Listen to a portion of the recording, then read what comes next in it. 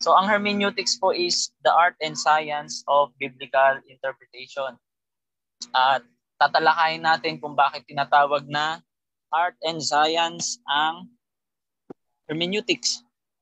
At nilagay ko po yung salitang biblical interpretation kasi ang hermeneutics po na subject ay broad. May mga branches po yan. May philosophical hermeneutics, merong literary hermeneutics, at isa lang dun sa branch ng religious hermeneutics ang Bible or biblical hermeneutics. Kasi meron ding midrash hermeneutics, ang exegetical study ng Jewish teaching, which is called midrash.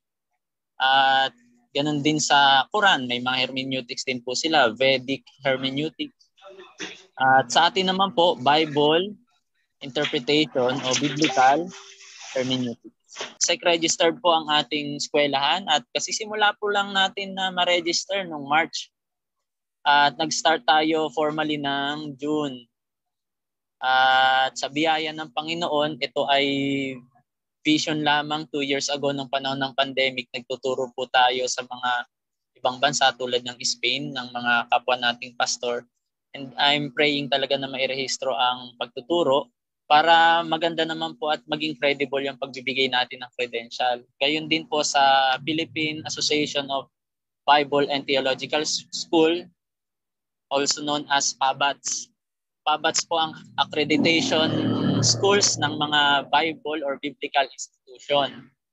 Kaya mauuna po tayong magkakaroon ng accreditation sa PABATS.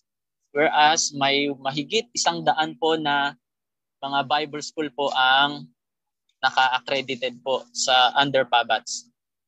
At ang atin pong pinag-graduatean na school ay under din ng PABATS. So financially friendly po ang tuition natin per course, yung short-term course natin. And we let every man and woman of God study according to their comfortable and suitable time. Kasi po ang ating mobile Bible school ay wala siyang physical school dahil ito po ay mobile or online. Ang style po nito ay pwede niyong invite yung mga teacher natin and coordinators na magturo sa inyong lugar para makapag-equip ng atin pong mga God-fearing student of the Bible. So we help every God-fearing student to study the Bible deeply through online and offline course. Kaya pwede po ring online tulad ng ginagawa natin and offline. So nandiyan po yung SEC number natin. So ito na po, diretso po tayo. Ito pong hermeneutics, ang atin pong syllabus bilang introduction. Ang course number natin ay BS 1013.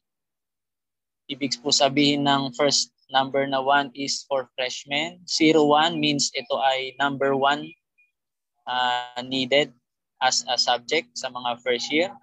And 3 sa 1013 ay yung credit of hours. Kaya BS 1013 Hermeneutics, 3 credit hours po tayo. But it doesn't mean na magtatagal po tayo ng 3 oras sa pagtuturo dahil yung mga nalalabing oras po dyan ay pwedeng sa question and answer at sa atin pong mga assignment. Course description po natin is, ito po, hermeneutics is a field of study focused on the biblical interpretation and understanding of text, particularly in the context of literature, philosophy, and religious studies. So this course provides an in-depth exploration of the Bible using hermeneutical theories. So ito po yan, hermeneutical theories, methodologies, examining the principle and techniques, how to use or to interpret and analyze various textual forms. So yan, may tanong ako sa inyo. Ano po yung nakikita nyo sa picture? Yan, pwede na po tayo mag-open ng mic ngayon. Sabay-sabay na tayong lahat. Magkagulo tayo para masaya. Ano po itong machine na ito? Photocopier po, Pastor. Yan, pwedeng i-type. Copier po, photocopier. Xerox, ano pa po? Xerox machine. Printer. Printer. Ha? Kama? Tigaan. Yan. Hindi gagamit pagpalitan test questionnaire. Ito po ang sagot. Ang tawag po dyan ay photocopy machine. Xerox po ay isang company name na i-found noong 1906 sa Rochester, New York. as the Haloid Photographic Company. It manufactured photographic paper and equipment. O, di ba? So, ang pangalan po ng machine na yan is photocopy machine. Xerox is a proper noun o ibig sabihin, pangalan po siya ng kumpanya na nagpo-produce ng mga photocopy machine. So 1906 pa 'yon. Anong taon na ngayon, di ba? 2023. So may mahigit 100 na. So 100 years ago, ang salitang Xerox ay pangalan po ng kumpanya. Pero bakit ngayon ang tawag sa machine na 'yan, instead na photocopy machine, naging Xerox? O, di ba? Ito pa isa. Anong prutas 'yan? Alam nyo, honestly, Kiwi. sa buong buhay ko po, hindi pa ako nakatikim nito. Ay, nakatikim na ata tayo. Bumili tayo. Kiwi. Kiwi. Kiwi. Hindi piwi. Snack po yung piwi. Kiwi. So, very good. Ang tawag po dyan ay Chinese gooseberry. Kiwi is a trademark. At ito po ay kinoin o pinasikat ng Cespri. Ang Cespri po ay isang kumpanya na nagpasikat o nag-import ng mga kiwi. Though, as recounted in Seth Godin's The Purple Cow, the name has been used in 1962. Matagal na po, noong 1962 pa, when New Zealand growers want to increase the fruit's market appeal. Kasi hindi ka-appeal at parang colonial term kapag nilagyan natin ng Chinese gooseberry. Kaya ang ginawa ng mga taga New Zealand, pinalitan nila ito ng pangalan na kiwi. So, ayun po yung history ng kiwi. Ito, anong pangalan nito? Ay, alam natin yan. Wala akong ibang maisip na pangalan dyan. Jet ski nga talaga ang alam ko. Jet ski. Tama. Very good. Motor ski. Dapat pala, kung sino yung unang mag-type na makikita ko dito, may Gcash. Ganun pala dapat, ano? Bali, mamaya, may isang question ako sa huli natin sa pagtatapos. Magpa-promise ako ng kano bang Gcash natin dyan? 200 pesos Gcash! Ay, di ako nagbibiro. Sige, tignan natin. So, ano kaya ang tunay na sagot? Ang pangalan niyan ay watercraft. Ang jet ski pala ay pangalan lang ng binigay para sa watercraft na ito mula sa Kawasaki na company. So from Japan po ang salitang jet ski. Despite its common use in the US, this brand of watercraft is still owned and trademarked by Kawasaki. So personal watercraft ang tawag dito, pero dahil isa lang ang pwedeng sumakay, personal watercraft. Ayun. Yan po ang hermeneutics na. Bakit ko po pinakita yan? Ang hermeneutics po kasi, doon natin makikita na mahalaga kung saan galing yung mga salita, kung kailan ito nagmula, at kung ano yung kultura, kung bakit pinapalitan tulad ng kiwi. So yun po ang purpose talaga ng hermeneutics. Para siyang examination, and then ang surgeon, parang yung surgery sa Tagalog? Ooperahin mo or titignan mo talaga ang Biblia para malaman ang kultura noon, ano ba yung ibig sabihin nito sa original na pagkakasalin. At yung mga Biblia na meron po sa atin ngayon, sad to say, hindi po nila ma-provide lahat yon. That's why we need hermeneutics.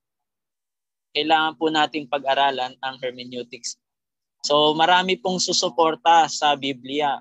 Archaeologically, philosophically, and mismong yung mga lugar, geography. Pag pumunta tayo sa Israel, mas maintindihan nating mabuti. So, eto po. Last, anong tawag dito? Church. Structure. Church. Amen. Building. House of Christ. Building. House of Christ. Building. Yan. Building. Tama po. Ito ay building lamang. Ang mga church building po ay hindi nag-exist noon. no? Kailan lang ito talaga nag-exist after ng pre-apostolic period o post-apostolic period, I should say.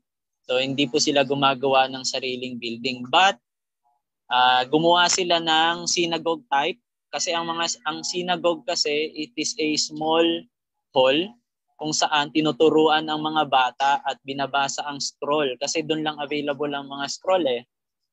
Hindi available sa mga bahay noon ng salita ng Diyos or ang Holy Scripture. Kaya may mga sinagoga bawat city. Ayon sa aking research, every 100 family, there must be one synagogue. And then, ganun ang ginawa ngayon ng mga early Christians after ng post-apostolic period. Nagpatayo sila ng isang tahanan kung saan doon sila magkakatipon. Ang salitang church o ecclesia ay mula sa salitang pagtitipon or mga tinawag para magtipon. Pero sa pinakamalalim pa pong ibig sabihin ng ecclesia, actually, kailan ba nagsimula ang salitang ecclesia? Before Jesus Christ was born, the word ecclesia is already existed, no? Nag-i-exist na po siya noon. At ito po ay Greek term para sa mga elder ng bawat lugar sa isang region. Halimbawa, may mga purok o barangay, may mga tinatawag dyan na mga matatanda. And then kapag tinawag yung mga matatanda, ek means called and out means lalabas sila sa kanilang nayon. And then yung lupon nila or yung community ng mga matatandang yon, ang tawag sa kanila is ecclesia or congregation of the elders. Yun po ang ibig sabihin. Kaya ang ecclesia ay tao talaga siya, hindi siya physical building, walang kinalaman talaga yung lugar. Ang tinatawag talaga na ecclesia ay yung tao, yung mga taong nagkakatipon. So that's the church. Pero alam niyo ang salitang church, kumpara mo sa word na ecclesia, parang hindi sila magkatunog.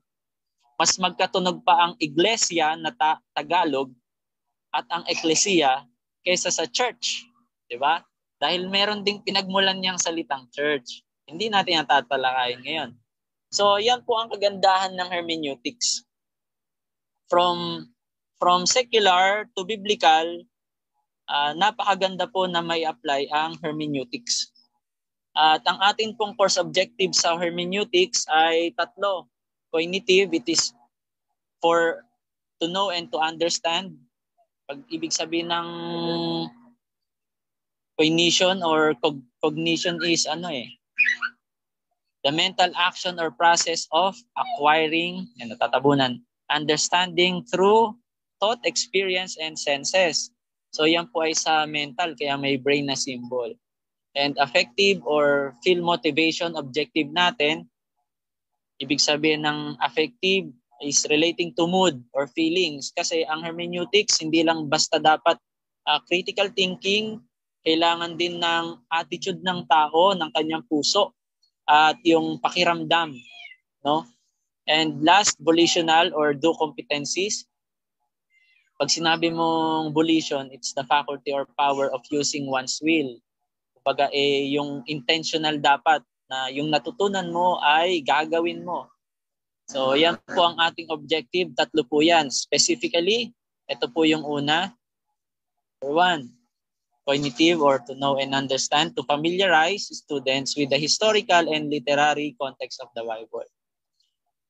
Ang isang target natin sa hermeneutics ay magkakaroon tayo ng familiarization kung ang verse ba ng Biblia, hindi man natin matalakay lahat, pero maglalabas po tayo ng mga common issues and disclosed issue. Ibig sabihin disclosed, parang tinatago yun, about the Bible. So magkaiba po kasing malayo ang historical and literary. Ang historical, it could be cultural, yung ano ba yung kultura noon, saang lugar ito naganap, diba? Ano ang lengguwahe nila, paano nila gamitin yung lengguwahe na yon. And literary means figure or figurative. It may be it could be symbolical, diba? Pag sinabi mong figurative, may simile, metaphor, anecdote, hyperbole. So iba-iba, allegorical. So yung pong historical ay talagang physical siyang nakikita, nahihipo, and literary or symbolical, ito po ay hindi nakikita o isang simbolo lamang. So yung bang mga verses na yon ay totoong pangyayari o isang simbolo lang?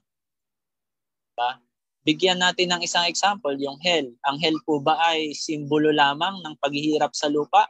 O ito po ba ay totoong merong impyerno? Ano ba ang tinutukoy nilang impyerno nung panahon ng Griego at Greek?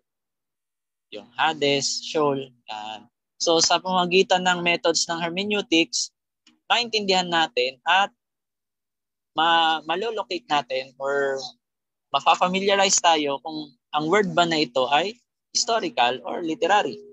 Kalawa, under cognitive, ang ating core objective ng hermeneutics is to develop critical thinking skills necessary for engaging with complexities of biblical interpretation.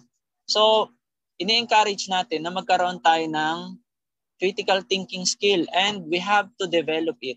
Bakit? Because it is necessary sa mga complexities ng pag-interpret ng Bible. Kaya nga tinatawag na hermeneutics. Kaya kailangan po talaga na ma-motivate tayo, ma-develop yung ating thinking skill para sa mga naiisip natin na lalo na yung tinatawag na ambiguous o parang may dual meaning sa Biblia o mga verse sa Bible.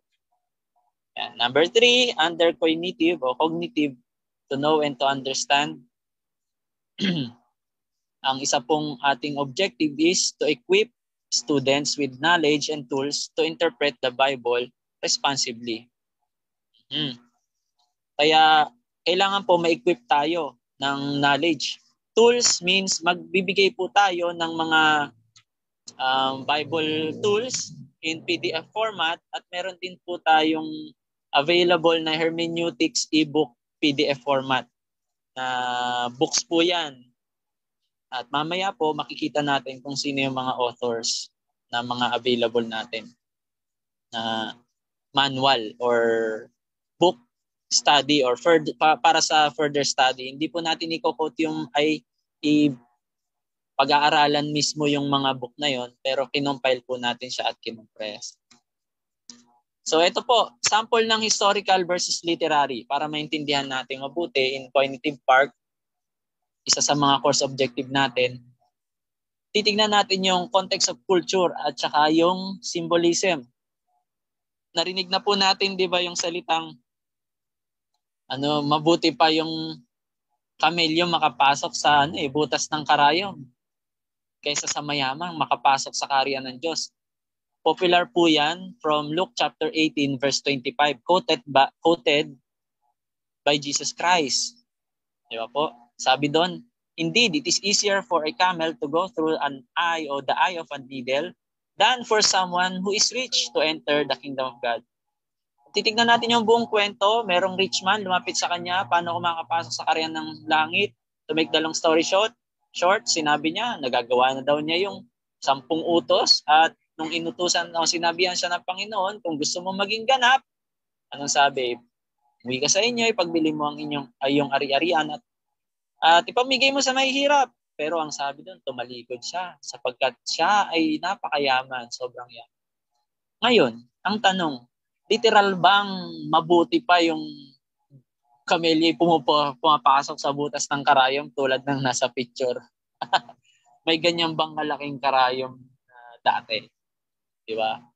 So, yun po yung itsura, yung ibig nating sabihin na symbolism. So, ang eye of the needle, ang tawag po dyan, in a literary form, ay aphorism. Aphorism. Ang ibig po sabihin ng aphorism ay yung inaapura. Joke. Ibig sabihin ng aphorism, it is a short, clever saying that intended to express a general truth. Para siyang quote lang siya, pero may katotohanan. Halimbawa, quality is better than quantity. Yan. Aphorism po ang tawag doon. Mga adage or proverb na nagbibigay ng katotohanan. Yun po ang ibig sabihin ng aphorism. Kaya yung tinatawag na eye of the needle o eye of a needle ay isang uri ng aphorism. Bakit ko nasabing isang uri ng aphorism or parang idiom? Idiom sa iba, di ba? Idiom. Tama po ba? Sa mga magagaling mag-English dyan. Mahina po ko sa English. Pagsak po yung grade ko sa English nung college.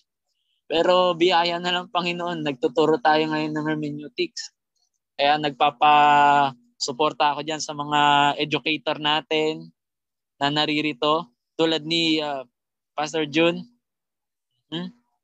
Yan, nandiyan pa po ba kayo?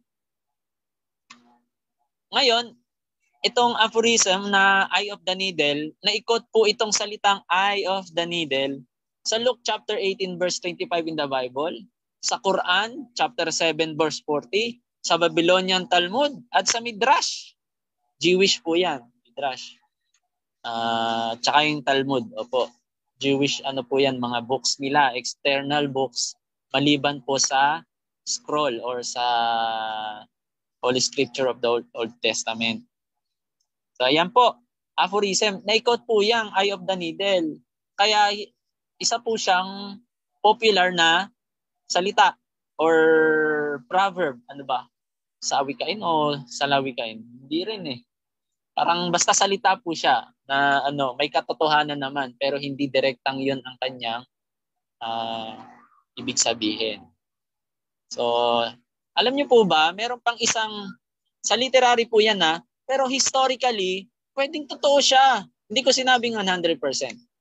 Kasi ayon sa research, meron daw gate sa Jerusalem na ang tawag ay Eye of the Needle. And it has been claimed to be a gate in Jerusalem which opened after the main gate was closed at night.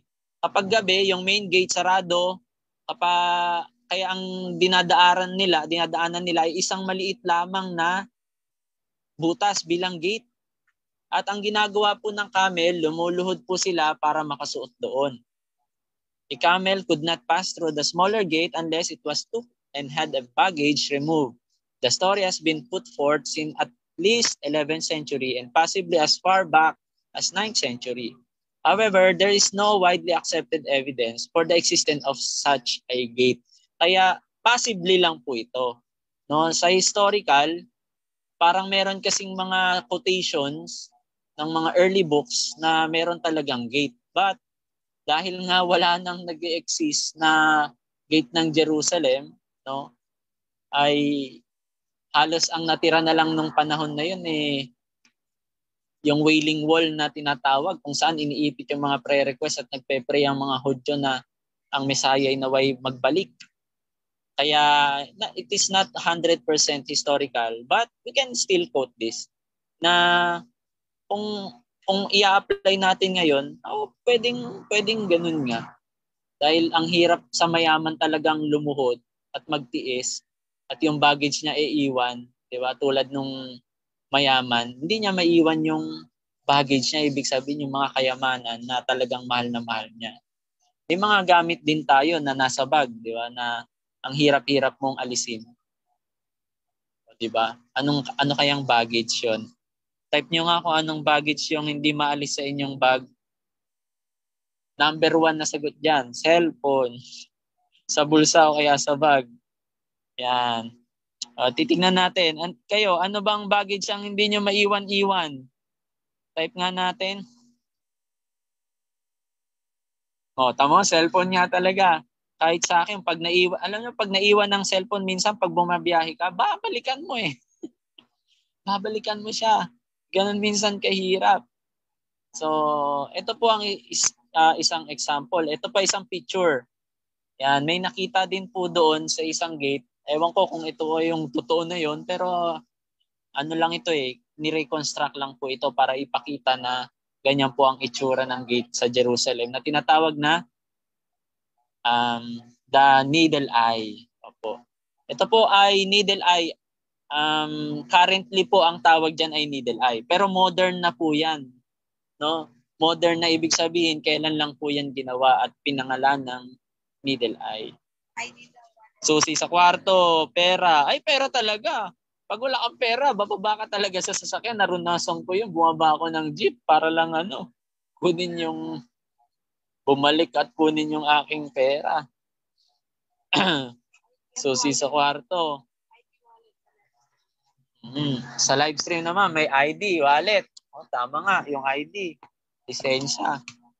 So next tayo, effective na tayo. Ikalawang goal natin under objective natin under effective point.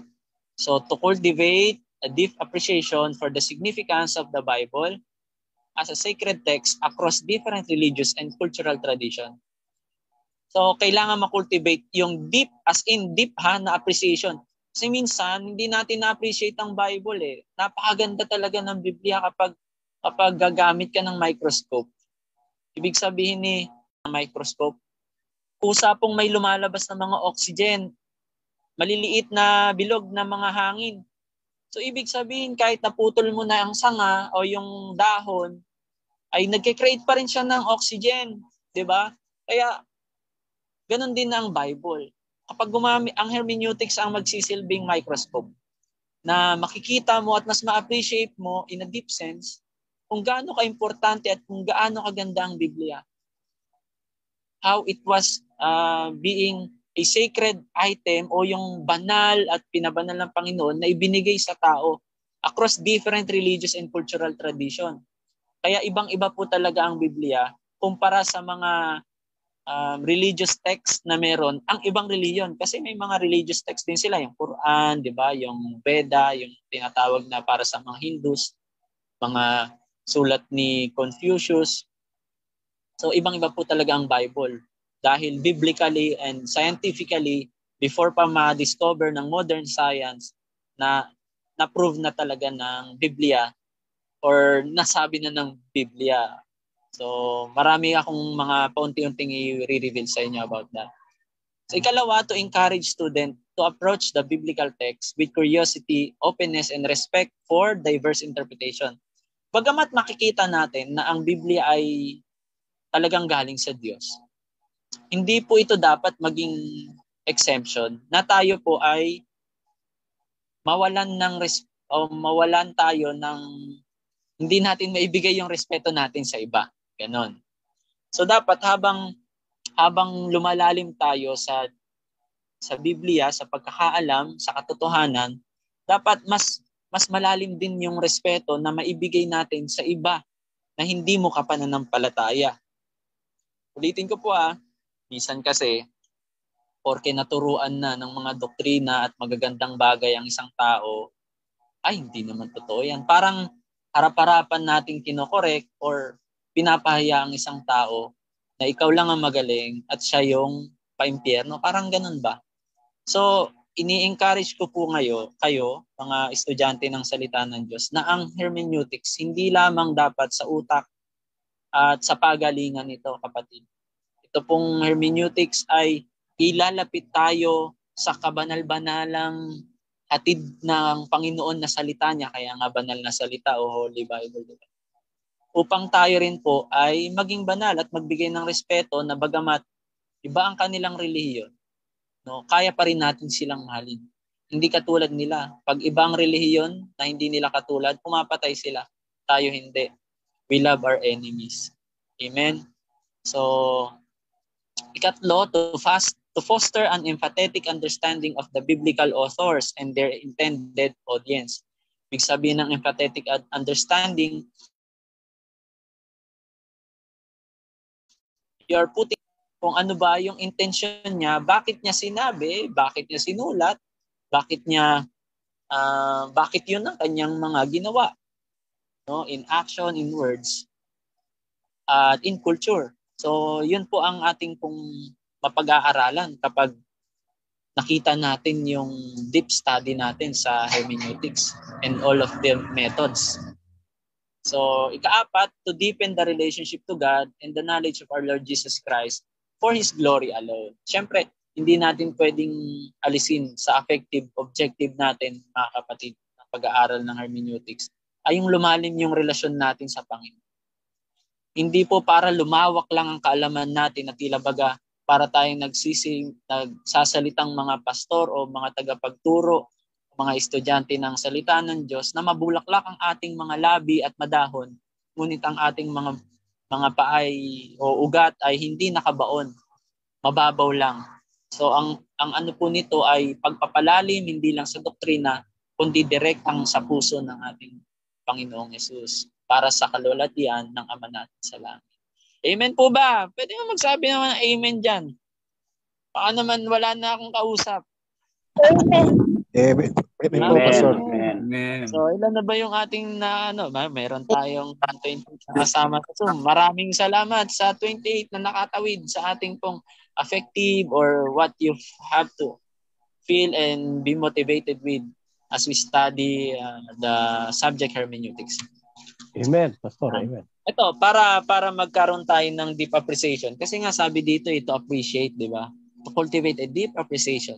Sa salitang appreciation pa lang, when you appreciate someone, anong sasabihin mo sa kanya na word? Ano yung 2 words na nakakapagbigay ng motivation? Di ba? Yung salitang, thank you. Thank you. Oo, tama. Thank you. Very good. So, magkakaroon ka ng deep sense of gratitude. Alam nyo ba na merong tinatawag na gray matter na na-discover ngayon ng mga neurologists ng ating neural mechanism that are responsible for feelings of gratitude have grabbed attention. Ito nakapagbigay ng attention ng 2008.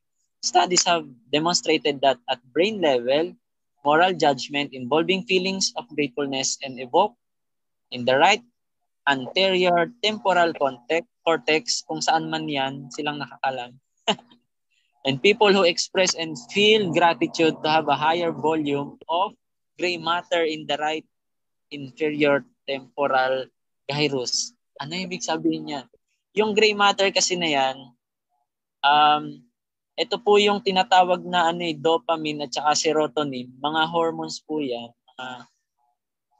Mga inilalabas ng ating brain, no? Na nakapagbibigay ng pleasant feelings and mood. Na naggumaganda yung ating mood. 'Di ba? Pag nanonood ka ng comedy, natatawa ka. Ayan. Yung mga hormones ng kasiyahan, kapag ikaw daw po ay grateful, yun po yung tinatawag na gray matter sa nararamdaman natin. Kaya pala siguro minsan kapag nanonood tayo ng mga masasayang bagay, nakakalimutan natin na meron tayong sakit o kaya dinadamdam o problema. Gratitude improves sleep quality. So nakakatulog ka ng mahimbing kapag ikay mapagpasalamat. Gratitude aids in stress regulation. Yung stress, nare-regulate po siya. Ito po yung isang aid o gamot. Gratitude reduces anxiety and depression. Kaya alam niyo po ba yung gray matter na yon, sa part ng brain, hindi po pwedeng magsabay na maglabas ng anxiety hormone at saka thanksgiving or gratefulness hormones. Hindi pwedeng maglabas ng sabay. Talagang kapag lumabas yung isa, tatalunin niya yung isa. Pag lumabas yung isa, tatalunin niya yung isa. Para saan to? Ba't ko sinasabi? Kasi sa Bible, sabi po, Philippians chapter 4, verse 6 to 7, be careful for nothing, but in everything by prayer and supplication with thanksgiving. In this verse, kahit one verse lang nandoon yung pinag-aralan ng mga neurologists na huwag ka daw ma-anxious at kailangan mo lang maging grateful para magkaroon ka ng peace from the Lord. Kumbaga, ang scientifically proven dito is yung Philippians chapter 4, verse 6. At yung mga truth na binanggit natin kanina o yung mga solusyon at mga gamot o benepisyo ay nasa verse 7. And the peace of God which pass all understanding shall keep your hearts and mind through Jesus Christ. Diba? Mabawasan ka ng takot. Yung utak mo, malalabanan niya yung pain. Pero sa magitan nito, pag kay Lord tayo magpasalamat, kapag tayo palaging nagpe-pray sa Kanya at nagpapasalamat, but in everything, pag sinabing in everything mga kapatid, sa panahon na walang-wala ka, sa panahon na meron ka, sa panahon lang na konti yung meron sa'yo. Kaya everything. Pag dinaan mo sa prayer, nagpasalamat ka, tanggal ang stress mo. Amen po ba? Biblical po yan. Kaya yung neurological na pag-aaral versus biblical, nasabi na, bago pa ito na-discover noong 2008, nasa Bible din pala yon. Kaya sinabi na ni Lord na ang solusyon para matanggal ang anxiety at depression, stress is be thankful or yung pagiging faithful. So last, yung evolutional natin na goal sa pag-aaral ng hermeneutics is to inspire student to apply hermeneutical principle. Tulad ng ginagawa natin kanina, di ba? Yung mga pag-aaral natin ganun, ini-apply natin in their personal study and interpretation of the Bible. Number 2, to promote ethical engagement with the biblical text, respecting its cultural, historical, and contextual nuances. Kasi kailangan natin ng ethics pagdating sa hermeneutics. Ang hermeneutics ay hindi magpo-promote na tayo ay maging barumbado at mga malalaki ulo. Bagkus ang hermeneutics nawa ang magbigay sa atin na magrespeto sa mga kultura kahit noong unang panahon. Parang kasi ngayon, halimbawa, yung mga anak ngayon, pag kinakwento ng mga magulang, yung kultura nila noon, hindi nila nirerespeto. Noon yun. Yan ang sinasabi, di ba? Sino sa inyong nasabihan ng ganyan? Noon yun, kayo yun. Lalo na sa mga tatay na manonood at nanay na nanonood. Kayo yun. Iba naman kasi yung noon, iba yung ngayon. At maraming mga kabataan ngayon na binubura na rin ang kagandahan ng historical. Kaya yung mga contextual na yun. But dito naman, pag na-discover natin, ganun pala noon. Halimbawa, yung may tanong na, bakit noon mga magkakapatid at magkakamag-anak ang ikinakasal sa panahon ng Israel? So, pag hindi mo pinomote yung ethical, parang sasabihin mo na, pwede na rin kami. Okay lang sa amin yun. Magkapatid, magpinsan, ganyan. First cousin, di ba? So, dinidiscourage natin yon. May mga ethical po na engagement na kailangan yung historical, merong nagre-remain na para doon lang at di natin dapat sila pagtawanan at tinitingnan din natin kung paano ang implication at application nito sa panahon ngayon. Kaya part din po yan ng ating pag-aaral ng hermeneutics, applied hermeneutics. So, last but not the least, volitional. To equip students to critically evaluate different interpretative approach and their implications. Kaya may mga term tayo dito na tinatawag na context, eisegesis, exegesis, mga medyo malalalim na theological terms. Pero hanggat maaari, ililesen natin at ipapaliwanag natin kung sakaling mabanggit natin kung anong mga meaning at simpleng ibig sabihin po sa Tagalog ng mga atin pong mababanggit na mga salita para naman sa ating mga manonood dyan na hindi naman po nabigyan ng ganun kagaling sa karunungan pagdating po sa pag-i-English o sa salitang banyaga. Was interpreted by this means. Pwedeng pang sarili lang nila. Pwedeng kung ano yung obserbasyon nila. Pwedeng kung saang anggulo sila nakatingin. Pero iisa lang yung kanilang ginagamit. Pwedeng tulog na ibon. Mag-drawing ka ng sarili mong kung ikaw ay magdodrawing o pagdodrawingin ng ibon, alin kaya ang una mong may isip na i-drawing? Yung lumilipad? Yung nakadapo? Yung nangingitlog? Diba? So kanya-kanya tayo. Halos walang magkakapareho. Kung skills pa lang, iba-iba rin. Paano pa kaya pag sinabi mag-drawing ka ng ibon? May iba-iba rin lahi ng ibon. How much more sa paggamit po ng salita ng Diyos.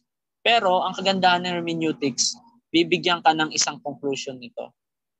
From fundamentalism, or from relativism to fundamentalism. So yung mga ganung bagay, ibig sabihin ng relativism, may mga moral noon na applied pero hindi na applied ngayon. May ina-apply doon sa isang lugar na hindi applied sa atin. Halimbawa nga tulad ng pag-asawa noon na ng marami. Pero sa ibang reliyon, may mga ganong nag-aasawa. So, relativism, ibig sabihin po nun ay yung morality ay applicable lang sa isang kultura o sa isang lugar. Walang absolute na morality na binibigay. Pero alam nyo, ang hermeneutics, dadalhin tayo sa fundamental. Kung meron nga ba talagang ganun o wala. Kung hanggang ngayon ba applicable ito o hindi. That's why importante po mag-aral ng hermeneutics. Kaya magpatuloy po kayo. So ito po yung ating course outline. i-introduce natin ang hermeneutics, yung etymological o ibig sabihin yung pinakamalalim. Saan ba nanggaling yung salitang hermeneutics? Ganyan. Yung branch of hermeneutics, tulad ng nabanggit ko po kanina, iba-iba po ang mga branches ng hermeneutics. Yung the what of biblical hermeneutics, yan na po yung definition ng biblical hermeneutics. So, definition na po ng biblical. And then yung nature, ano ba ang nature ng biblical hermeneutics? Meron tinatawag na general nature at saka specific. Ibig sabihin, to make it shorter, ibig sabihin, para magbigay ng konting idea, general means yung buong passage, specific means yung isang teksto. Applied ba na yung isang teksto lang ay paliwanag natin kapag i-quote ang verse o kailangan paliwanag natin ng buong konteksto? Number 3, the when of biblical hermeneutics. The when means kailan? Ano ba ang history? Overview ng hermeneutical approach. Paanong nabuo ang pinapaliwanag natin ngayon at yung mga sistema o metodolohiya na ginagawa natin sa pagpapaliwanag. At yun naman po ay babanggitin sa how of biblical interpretation. Ngunit bago yun, dun muna tayo sa why. So yung when, makikita natin yung history niya. Sa why naman, ay kung bakit.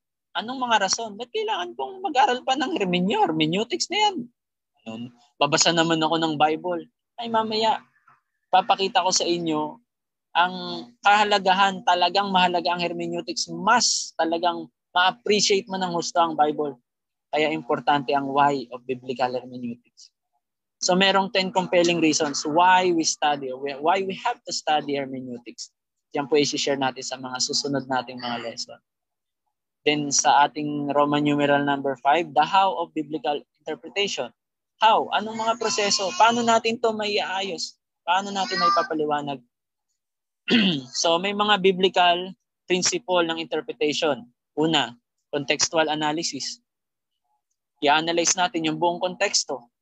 Kung ano yung exegetical or ibig sabihin ng exegetical, yung mas malalim pa na ibig sabihin nito, marami po yung binabanggit, yung background studies, tulad niyan. Eisegetical o eisegesis means yung personal na pagpapaliwanag. O kapag nakita mo ang Biblia na ito o ang verse, binigyan ka ng verse, paliwanag mo lang sa sarili mo na hindi ka tumitingin kung sino yung nagsalita, kung kailan ito sinabi, ano yung setting noon. Yun po kasi yung exegetical. Tawag doon is, yun nga po yung tinatawag na contextualization. Letter B, historical context. Letter C, literary context. Ito ba ay historical or literary? And letter D, cultural. Kasi pag sinabing historical, hindi kailangan din involved yung cultural. O kung ano yung mga kultura noon. Bakit nag-feet washing si Jesus Christ? At sinabi niyang gawin niyo ito palagi. Pero ngayon sa loob ng church, hindi naman siya palaging masyadong ginagawa. Kumbaga, ang Panginoon ay nag-ordinansa ng mga utos gaya ng tayo ay magkaroon ng Santa Cena o pagbabanal na hapunan. Diba? Sinabi na gawin niyo ito bilang pag-aalaala sa akin. At gayon din ang magbautismo kayo, pinapahayo na magbautismo. At yun po yung palati nating ginagawa. Bakit hindi po sinama yung paghuhugas ng paa? Ayan po. Ito po ay iniutos din ng Panginoon na gawin nyo ito. Diba? Ilan church na ang nasubukan yung makita na nagugasan sila ng paa? Diba? So, may kinalaman po ang kultura doon. Merong mga churches din na ginawa nilang ordinance ang feet washing. Number 2, textual analysis, textual criticism, and translation studies. Pag sinabing textual, hindi na yung isang buo, kundi yung bawat teksto or bawat verses na ang atin pong pag-aaralan. Dahil sa isang verse, maraming words, at sa maraming words, ang bawat word na ito or ibig sabihin mga salita ay may mas malalim pang mga kahulugan at magbibigay tayo ulit mamaya ng isang example ng malalim na kahulugan. And translation studies. na ipasa-pasa itong mga salitang ito at hanggang sa ito'y naging norms o normal ng kinalakihan, kinasanayan na salita na ginagamit ng mga tao na hindi nila alam may pinagmulan siyang mas malalim pa o may isang marahil kaganapan o kaya marahil isang tao na pinagmulan at yun yung naging norms o pananalita na nila. Magbibigay ako ng example, yung salitang coward. Yung salitang coward ay hindi po nag-e-exist noon sa mga English. Pero ito po ay ang ibig po sabihin ng mas malalim na salitang coward ay mula doon sa salitang buntot. Buntot kasi ang mga baka daw ay hindi mo malalaman kung ano talagang ine-express nila, kung masaya ba sila o hindi. Pero isa sa mga halatang expression na kapag sila ay natatakot o kaya may nararamdaman ay yung mga buntot nila nakaipit sa kanilang mga paa, yung tail. Kaya coward. Urong ang buntot. Yan ang ibig sabihin nun. So doon po nagsimula ang salitang coward mula sa salitang buntot. So yun po ay translation studies. Kaya may salitang coward. Marami pong mga Tagalog na salita rin na lumitaw na naging norm na ngayon at marahil makaisip ka, pwede mong i-type sa Zoom o kaya sa atin pong live stream sa atin pong Facebook page. Ano yung mga naisip mo dati na hindi naman nag-exist noon? But ngayon meron na tong mga salitang ito. Di ba?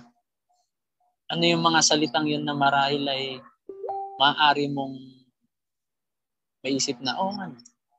Merong isang nakita ko, sabi niya sa salita ay googleable. Googleable, parang nag-google yan. Di ba? Googleable, parang able to Google. Instead na researchable, Googleable na. So ginamit na yung salitang Google.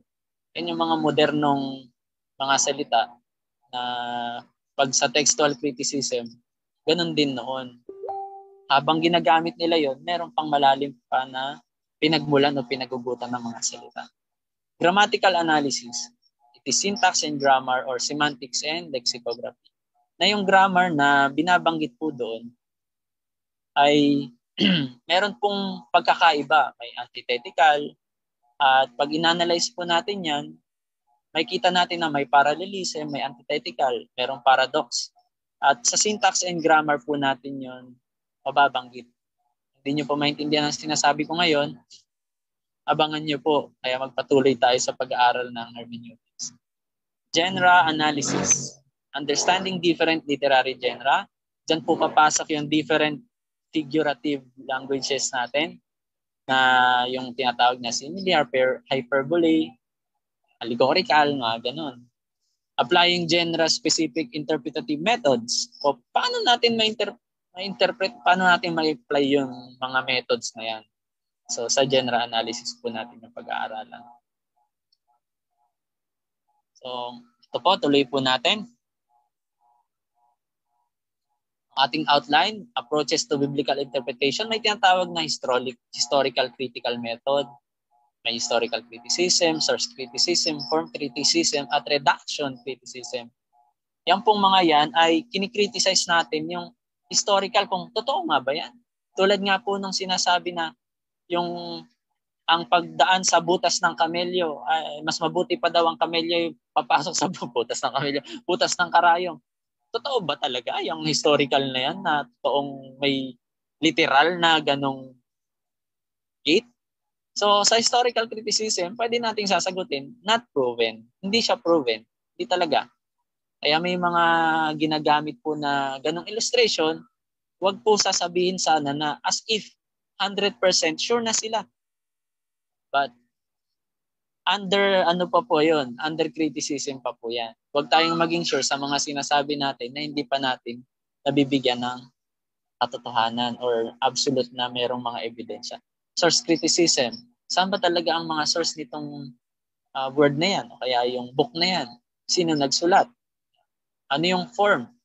At sa form criticism, minsan damay pati author. Tulad ng salitang yung book ng Hebrew. Hanggang ngayon, nagdedebate ang mga scholars kung sino talaga ang nagsulat ng Hebrew. Book ng mga taga-Hebreo.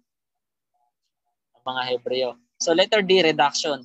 Yung pagtatanggal sa mga salita sa Biblia. Kaya kapag Tagalog lang at doon tayo magbabase ng ating preaching, na tila baga yung katotohanan ay ilalagay natin doon sa nabasa nating Tagalog, na as if ito na yung absolute na ibig sabihin ng nabasa mo, ay mali po yun.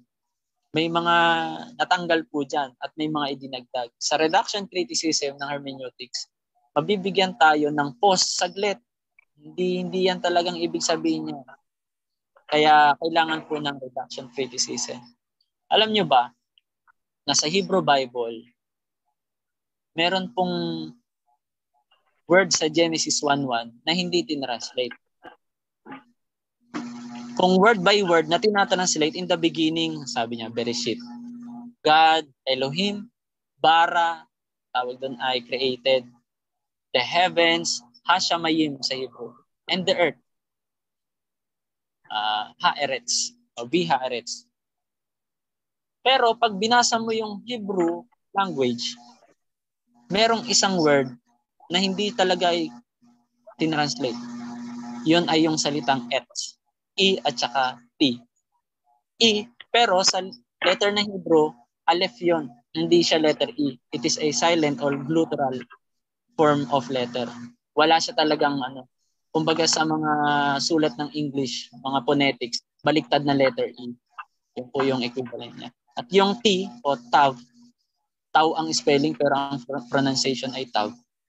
Ito po ay last letter ng Hebrew word. In the beginning, God, parang sinabi nun, Bereshit bara Elohim et. May et na nakalagay. Bereshit bara Elohim et. In the beginning, God, tapos yung salitang Aleph Tav. Ang mga Jewish scholars, sinabi nila na hindi ito nababanggit sapagkat ito ay construction ng salita. It is a letter to form a word. Ang una daw na nilikha ng Panginoon para ma-express ang salita niya ay ang letra. Kaya ang Lord, sabi niya, letra ang una niya daw nilikha. Sabi ng mga Jewish scholar ngayon na kung bakit hindi isinama yung salitang et. Bakit? Because et or Aleph Tav ay beginning and the end. Equivalent to Alpha and Omega. Kaya nakaka-bless no na ang Panginoon yun yung word, no? Yung word yung talagang yung word na binigay sa atin, na nakikita natin, nababasa natin, naririnig natin. Yun yung talagang sinabi ng Panginoon na kailangan natin bago natin maintindihan ng lahat ng langit at lupa.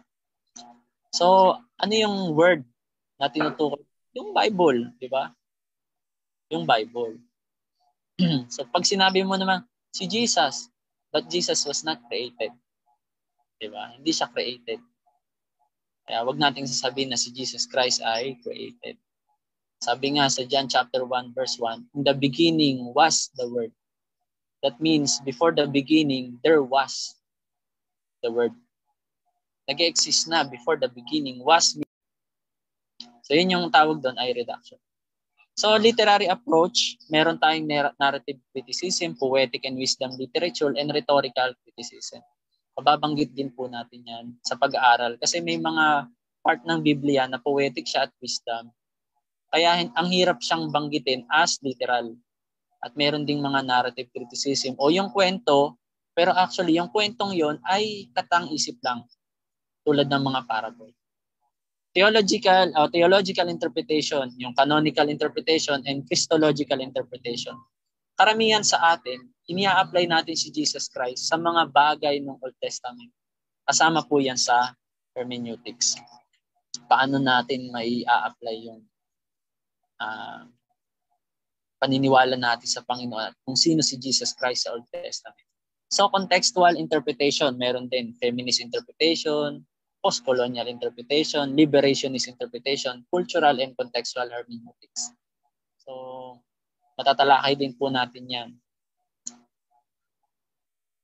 Ito po yung mga kailan nagsimula. Halimbawa, yung Trinity, mga ganyan.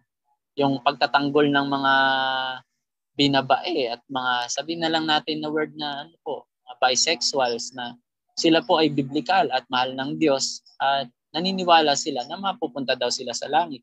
So yan tinatawag niyan, feminist interpretation. Na yung mga babae rin daw ay pantay na sila ng lalaki at something like that. So yun yung mga feminist interpretation. Meron pa bang mga pastora dapat ngayon na wala naman sa Biblia? So yun. Pwede, mapag-aaralan po natin.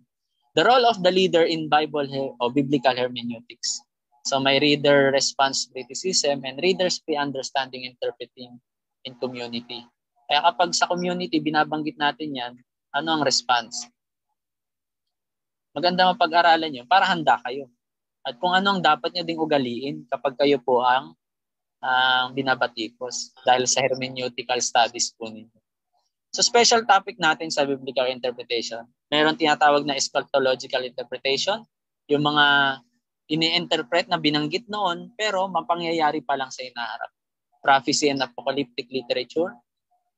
So sa prophecy and apocalyptic, parang ganun din po sa eschatological interpretation, pero ito po ay patungkol naman sa mga book talaga ng prophecy. Kasi may mga eschatological interpretation na wala sa mga book of the prophets. At mayroong mga eschatological terms na hinuhugot tayo sa ibang book na wala naman sa Revelation or apocalyptic literature. Letter C, intertextuality and scriptural allusion. Kasi maraming pong taong gumagamit ng scripture and talon ng scripture. And then letter D, the use of Old Testament in the New Testament. Para saan pa ang Old Testament kung ang authority na pala natin ay New Testament? Tama ba na nagtatites pa rin ba ako ngayon? Wala naman ng batas yan sa New Testament. Sa Old Testament, Sabado ang pahinga. Bakit paglinggo ngayon? Nagtsaka tayo nagsasamba. Dapat pala, Sabado. So yan po yung mga special topic natin sa biblical interpretation. And excited na po ba kayo? Mag-amin naman dyan. Amen. Amen po, Pastor. Amen po, Pastor. Amen. Excited po, Pastor. Ano po? Amen. Ano po sa ating pong pag-aaralan? Maganda po ba ito o hindi? Ako po, gandang-ganda po ako dito. Ganda Ako po, Pastor. matindi po. Oy, nako po, napakaganda po. Si Pastor Jeron ay nakasubaybay din. Yung kanya pong sermon ay about Philippians 4:6 at na hermeneutics na po natin. Ayan. Tuloy po tayo. Ang last natin, application of hermeneutical principle. Mahirap mag-aral pag wala application. Kaya nawa, umabot tayo sa ikawalong bahagi na mabanggit po natin itong homiletics and preaching, biblical teaching and education, pastoral care and counseling using hermeneutical principle, and interpreting scripture for personal devotion. No, di ba? Hindi lang basta nag-personal devotion ka na kung ano lang yung narinig mo, tapos si Lord, narinig mo na rin na sinabi yun na sa'yo, yun agad paniniwalaan. So, kailangan ng paggamit ng hermeneutics. So, praise the Lord. Ito pa, last but not the least, contemporary issues in biblical hermeneutics. May mga hermeneutical challenge, pluralistic context. Role and tradition. Hermeneutical implication for ethical issue. Magbanggit lang ako ng example na ethical issue, abortion. Ano yan sa hermeneutics? May kinalaman po yan sa hermeneutics. Divorce. Yan. Paano mo magagamit ang Biblia na against ka sa divorce si Jesus Christ? Sinabi niya pag nakipaghiwalay ka ganito, di ba? So hermeneutics. Yan yung mga contemporary issues in biblical hermeneutics. And last, integration and conclusion. May synthesis of hermeneutical approach tayo. Personal hermeneutical framework. Mag-iwan tayo sa inyo ng framework. And the future of biblical hermeneutics. Saan tayo dadalhin nitong hermeneutics na ito? Sa pagtanda natin. Sa church in the technological age. Mga ganyan. Sa panahon na lumilipad ng mga sasakyan.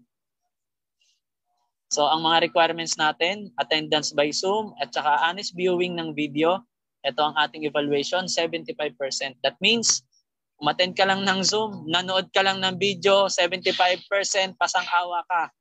Kahit wag ka na mag-assignment at mag-exam. O, di ba? Napakabait ng teacher nyo. Pero, tulad ng sinabi ko, pag gumawa ka ng assignment at saka examination, pwede kang maging valedictorian at salutatorian. Dahil every year, sa ating graduation, opo, may graduation po tayo. Virtual graduation din kasi online ang turo natin eh. Sa ating pong graduation, ay meron po tayong valedictorian at salutatorian. Sa mga accumulated grades, mga sa academic policies natin, yan. Grading scale and policies, meron po yan sa ating website. Just type www.mobilebiblesschoolinc.wordpress.com. Sa academic integrity, ang plagiarism po at academic dishonesty ay hindi po maitotolerate. Kaya po, kung nais nyo pong mag-quote, kung ano natutunan nyo ngayon, please, i-quote nyo from MBS, ganyan. Kapag mga bago sa inyo, wag po kayong mahihiya na hindi po kawalan na pag nagko-quote kayo ng preaching, ay nagko-quote kayo na narinig nyo ito kay ganito. Na pag-aralan nyo sa online ng Mobile Bible School. So, magbigay po tayo ng tinatawag na respeto sa copyright natin. So, compilation of lessons, all video session must be watched and skipping even just one session will mark a student incomplete. Kapag hindi ako satisfied na kayo po ay nanood o hindi talaga, incomplete po ang grade niyan. For modular student, sending soft copy of module answers are required. Ito naman po, para sa mga nasa abroad din na talagang walang time manood, wala ring time na mag-Zoom, pero gusto nila yung handouts lang. Pag nag-send sila ng mga assignment nila, complete lahat po yun per session, ay consider din po yun na papasa at saka mataas ang grade. Sa late assignment natin, late assignment will be penalized under prior arrangement have been made with the instruction. Kung meron akong sinabi na, hanggang ganito lang, kailangan gawin niyo po. May penalize, ibig sabihin, mga maliliit lang naman na percentage, hindi kayo babagsak, huwag kayong mag-alala. Dahil pag nanonood lang, ipapasa na. So ito po yung mga reference na available, ipapamigay po natin yan lahat. I-chat niyo po ako personally or isesend ko po sa ating GC. Sa mga nag-fill up ng form na wala po sa GC ng Mobile Bible School, ina-encourage ko po kayo, i-chat niyo po ako at i-add natin kayo sa Mobile Bible School family natin. Pamilya po tayo dito. Hindi po tayo mga professor at saka student lang na relation. Tayo po ay magkakapatid sa Panginoon. Kaya kahit brother po tawag niyo sa akin, wala pong problema doon. Kinagagalak ko po 'yon at pinagmamalaki sapagkat hindi po salitang pastor, doktor o reverend o ano pang titulo sa mundo ang madadala natin sa langit. Pagdating natin sa langit, sasabihin ni Lord, "Welcome, my good and faithful servant." At dahil ang atin pong Ama doon ay iisa, brother and sister talaga ang isang relasyon na atin pong forever na commitment sa isa't isa, di ba? So, exegetical fallacies, common mistake every student as the Bible must avoid by William Barr. Hermeneutics, a comprehensive framework for hearing God in Scripture by Craig Bartholomew, and the hermeneutics of the biblical writer, learning to interpret Scripture from the prophets of apostle by Abner Cho. Yan po ang atin pong mga freebie na ipagkakaloob po sa inyo. Free na po ang ating pag-aaral. Free pa po ang atin pong mga e-books. At pagpalain po tayo ng Panginoon. Sa conclusion, dito po ako magtatapos. Kumanda po ang mga kapatid natin dito sa kanila pong pag-type sa Zoom. Pwede nating i-check din sa tag 100 na lang sila, GCash, isa sa Zoom. Meron pong question dito na ibabanggit natin. Paunahan mag-type. At doon naman po sa page. Online ba tayo sa page? May mga comments? O yan. Ang water natin sa page. 11. Okay, kanina marami-rami. O yung mga nagtiyaga ang ating mabibigyan ng gift. Okay, sige, tuloy. Ito po ating pong question. Ako po, iba yung na-click. Psalms chapter 22 verse 6. Meron po itong tinatawag na, but I am a worm and no man, a reproach of men and despise of the people. Ito ay salmo ni Haring David. Sa chapter 22, background po, ito po yung kinote ni Jesus Christ nung siya po ay napako sa krus. Ang sabi po sa Psalms 22 verse 1, my God, why has you forsaken me?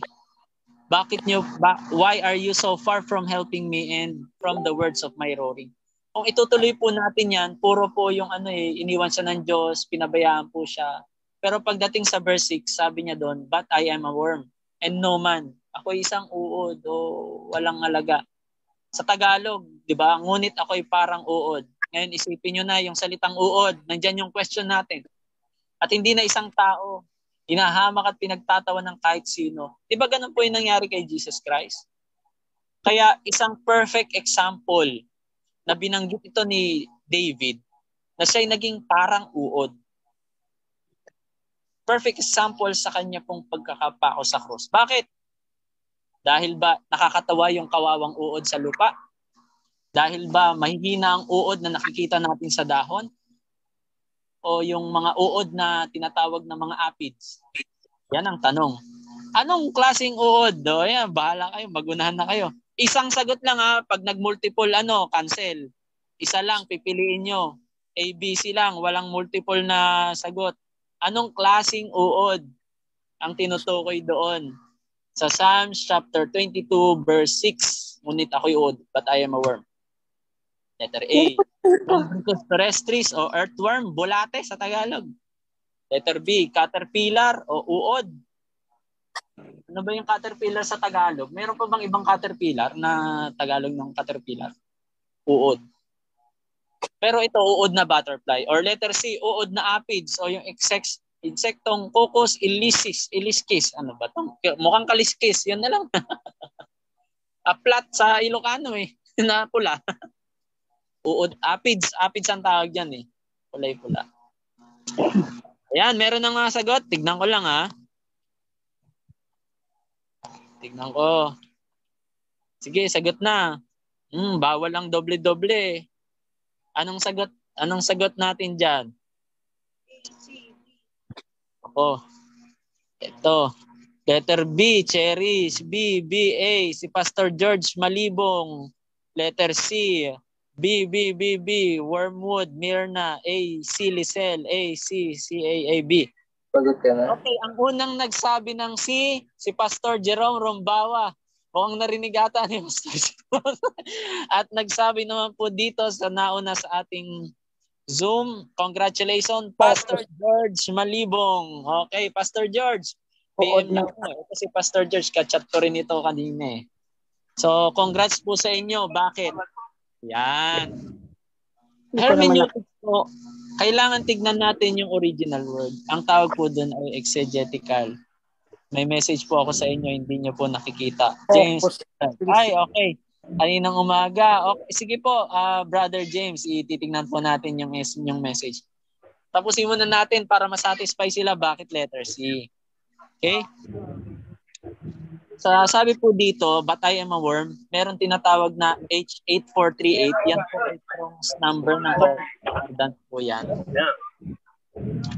Pag tinignan po natin ang ibig sabihin ng worm ay sa Hebrew word tola. Tola. Parang matigas po yung yan. Tola. Worm, scarlet staff, crimson. Worm, a female, Cocos ilicis. O, di ba? Biruin mo itong concordance. Grabe itong concordance. Nakalagay pa yung scientific name niya. Anong uri yung Cocos ilicis niyan? Scarlet staff po siya. Crimson scarlet. Ginagawa po pala siyang dye. Made from a dried body of female worm. Magot. Yung tulat ng pala yan na worm, may pinagmulan pa pala yung salita niya na worm na pagpatay na at tuyo, yun yung ginagamit. Worm maggot. Coccus ilicis. Actually, yung maggot, hindi, may iba pong ang maggot eh. Iba po ang Hebrew word ng maggot. So, crimson worm, scientific name, Coccus ilicis, Kermes ilicis, looks like more like a grub than a worm. Ewan ko kung ano pa sa Tagalog to eh, basta aphids. Mukha po siyang aplat naman sa Ilocano. Yan, in the life cycle of this worm is where the remes is found. Yung remes ang tawag sa kanya. And it points to the work of Jesus Christ on the cross. Ang tinutukoy po lang niyang ang uod o parang manganak. Mamamatay po, mawawasak siya, mapipisak. And then mag-iiwan po siya ng kulay pula na color. So, the female worm lay her eggs under her body. The under protective shell, when the larvae hatch, they remain under the mother's protective shell. Yung baby worm, kakainin nila po yung katawan ng nanay nila. 3 days po nilang kakainin yun hanggang sa mamatay po yung mommy nila. And then, dahil kulay pula yung mother, biglang lalabas po yung color scarlet. At magiging stain po siya o mancha sa wood. Ini-scratch po yung wood na yon paunti-unti para yun po yung ginagawang pangtinta sa mga tela. Na ang tawag sa tela na yon ay crimson. Okay. So scarlet dye ang tawag, which is attached to her body, her baby worms. Yan. Magiging yung mga worms na yon, color puti yung anak niya eh, pero magiging pula siya sa buong buhay nila dahil doon sa kanilang mommy. So therefore, they are identified as crimson worm. Kaya crimson worm po ang tawag sa kanila. And then sa day 4, ang mangyayari sa mother, magiging color white. Ayan, katulad ng makikita niya po. Pagkatapos niyang maging mapula, nagiging white na siya. Parang snow, white wax. 'Di ba po? Yun yung makikita sa mga puno. Scarlet worm po yan yung nakikita niyo po ngayon. From red, naging white. Sabi po sa Bible, "Come, now, let us reason together," said the Lord. "Though your sins be as scarlet, and they shall be white as snow. Though they be red like crimson, they shall be as wool." Akala ko noon, nung binabasa ko to at kinukot ng aking pastor noon, though your sins be as scarlet, parang dugo, basta dugo lang, or magiging white as snow, at saka literal na snow talaga yung naisip ko, magiging tulad ng niebe sa at saka yung wool ang tawag dito yung Hindi bago pa ngayon. ng tupa, yung kanyang balahibo. Pero yung salita pala na in connection ditong white as snow, oo, snow ang tawag dahil snowy yung scarlet pag namatay. Nagiging white siya. Kaya itong worm na tinutukoy dito na ay itong scarlet na H8144 at yung tinatawag dito na red like crimson 8438, yung crimson 8438, hindi mo mababasang worm. Pati yung salitang scarlet, hindi mo rin mababasang worm. Pero pag inopen natin yan, 8438, pula din, crimson. Kaya yung salitang crimson ay worm siya. At yung scarlet naman, pag babasahin natin yan, i-open natin yung 8144, scarlet, crimson, shani. It is properly an insect. Insekto yung tinutukoy dito sa 8144. Sa Tagalog, ang nakalagay lang ay pula. Akala natin ay kulay siya. Hindi po pala. Originally, contextually, kahit sabi nating biologically, in study of biology, hindi siya red color as a color lang, kundi may pinagmulan ang kulay na ito. At ito ay ang tinutukoy po nito ay ang scarlet worm. Kaya napakaganda po bilang ilustrasyon ng ating Panginoong Hesus. Tulad ng mother worm, mga kapatid, si Jesus Christ, di ba? Napunta siya doon sa puno o tinatawag na cross, a wooden cross. Yun yung tree, parang yun yung tree. Jesus willingly allowed the nails to be driven into his hand. Yung halos talaga hindi siya matanggal. Siya kusa niyang ibinigay ang kanyang sarili na maipako sa cross tulad ng Mother Scarlet. It was his desire to fulfill the purpose and plan of God para sa redemption ng kasalanan ng lahat. Siya'y namatay.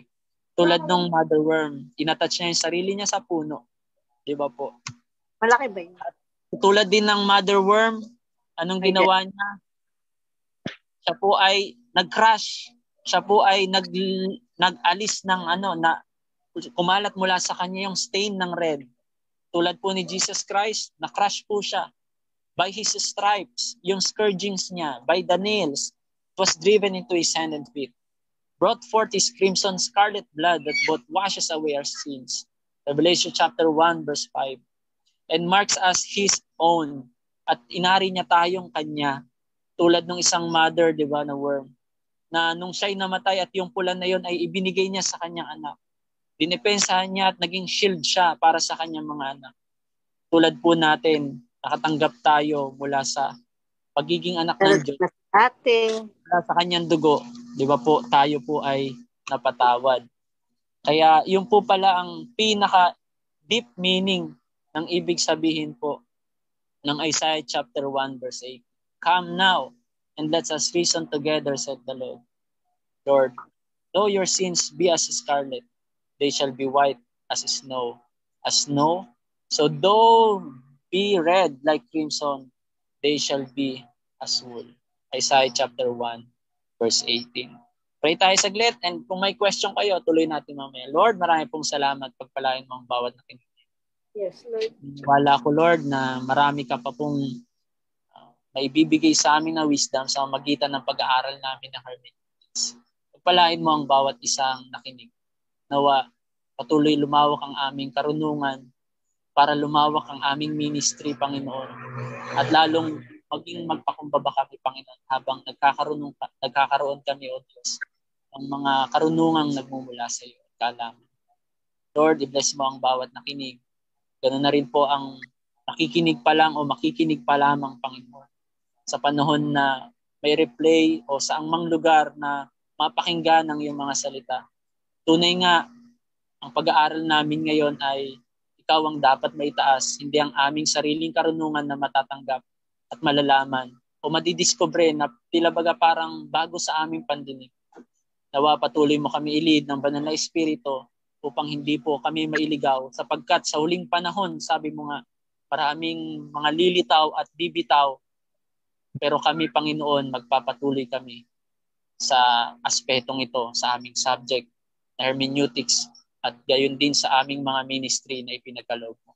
Ito po ang aming samadalangin sa matamis sa pangalan ni Jesus. Amen. Isang amen naman dyan na comment. Amen. Amen.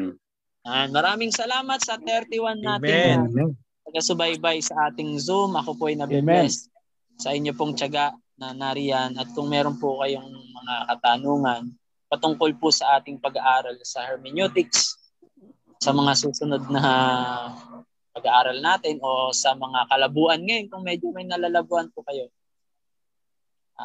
ready po akong sumagot. Bibigyan ko po kayo ng 9:30 tayo matatapos. Bigyan ko po kayo ng 12 minutes.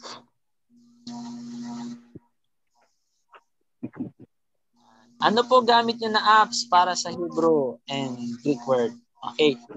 Pastor Allen M. Uy, meron po tayong downloadable pero hindi po siya nakikita sa Play Store. Only in Google lang po. Ibibigay ko po ang link. Yan. Ngayon na po, hintayin nyo po. Pumunta po kayo sa Mobile Bible School page. At bibigyan ko po kayo ng link ng ating apps. Application po ito. May interlinear po na application. Meron din po na downloadables. Kada isa pwede nyo i-download.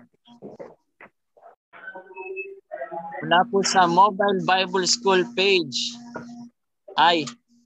Si Mrs. ko ay nag-send ng ayan, si Mrs. ko. Makikita niyo po dyan. Send mo nga sa akin. I-send ko rin dito sa group chat namin ng Zoom. Pwede ng direct paste. So, marami pong salamat.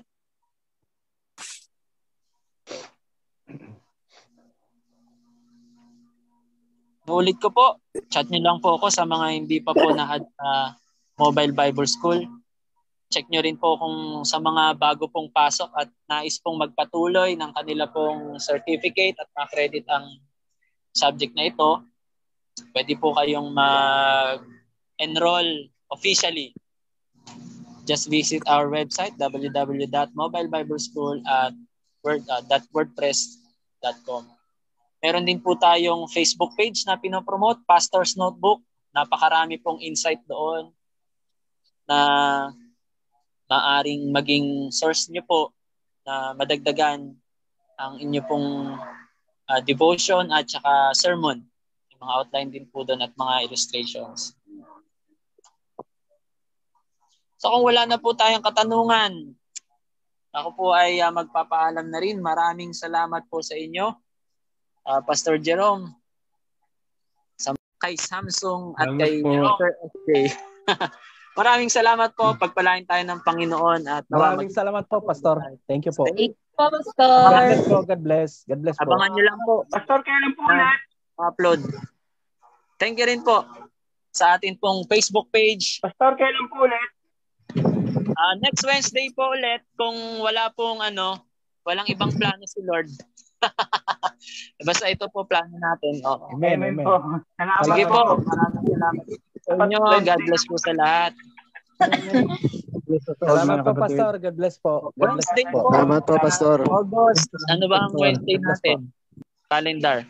August 16. Ayan. 7:30 po ulit tayo. Same time, same channel, same website, same Zoom link, same face. Message mo daw pa si King.